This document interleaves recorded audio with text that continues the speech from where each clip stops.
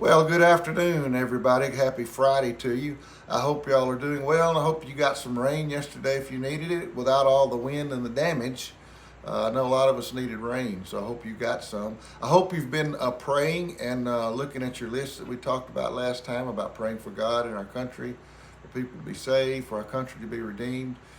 All those things, if you go back and look at the video, you can see the list that we talked about praying for. And on that note, kind of timely that we are in the book of Esther this week in our Bible reading. And just briefly to go over the story of Esther, we know that Esther was the queen of Persia back when the children of Israel had been in captivity. And King Xerxes, who was a Persian king, had a little falling out with his wife Vashti. And he ordered this, they had this plan, elaborate plan, the king's counselors, to have all the virgins come before the king so that they could pick a new queen.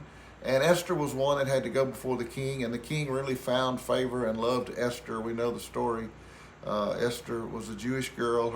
Her cousin Mordecai was her guardian, and Mordecai kind of walked her through this and told her what to do.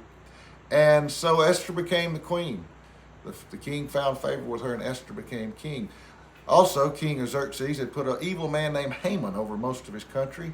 And Haman was an Agagite. He was somebody who was a people that had always been against the Jews.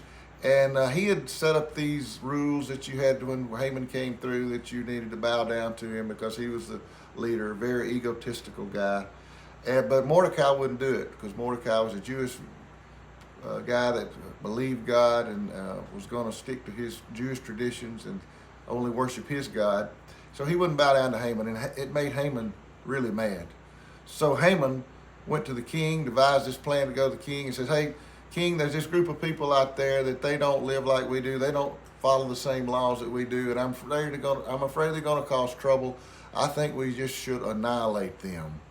And however he got the king to fall into this, I don't know, but the king agreed. And so the word was out that the Jewish people would be annihilated. Mordecai heard of the story, and Mordecai gets in sackcloth and ashes. He's all grieved over this. He calls or gets word to Esther and said, "Esther, you've got to go before the king and do something, because if you don't, we're going to be annihilated."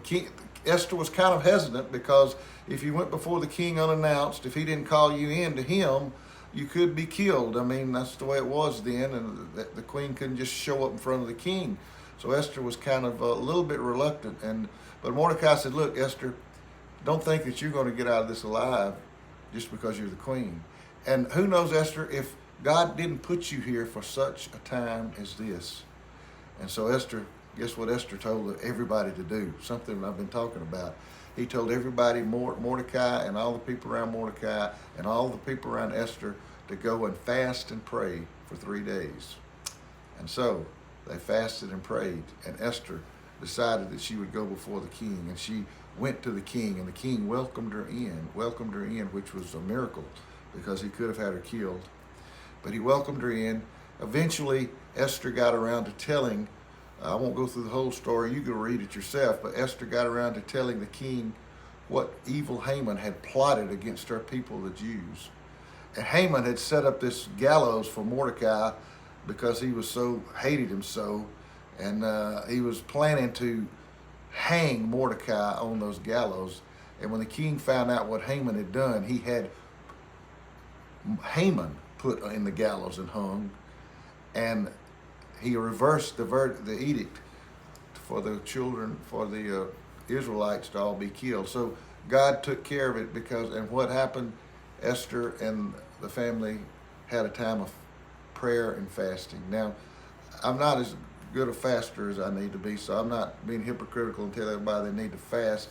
If you can do that, I think that's great. But the main thing is pray, and pray for our country, and pray and get involved in any way you can to change things like Esther did. Just pray that God will give us opportunities. We need to pray for this election, and the biggest thing that we can do is that we can vote. So let's get out and vote. Tell our family members, share with family members the strong problems that we have in our country, the things that are on the line in this election that we need to be concerned about greatly. So let's do that. and pray, and mostly pray, okay? So I hope y'all have a great weekend, and I hope y'all be in church somewhere Sunday, and I hope to see you folks at Calvary. God bless.